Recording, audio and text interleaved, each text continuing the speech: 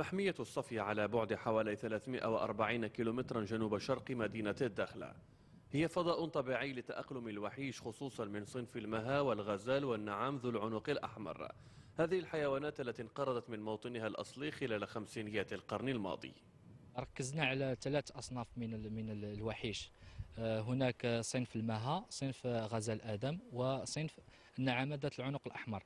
فمنذ أن قمنا بجلب هذه الأصناف 2008 إلى حدود 2013 الحمد لله كانت النتائج مهمة ومبهرة. المحمية تمتد على مساحة 600 هكتار، والمبرمج أن يتم إضافة 300 هكتار أخرى لتوسعتها. المشروع انطلق منذ العام 2008. لحد الساعة تسير الأمور بشكل جيد رغم بعض الإكراهات التي تسجلها الجمعيات المهتمة بالموضوع.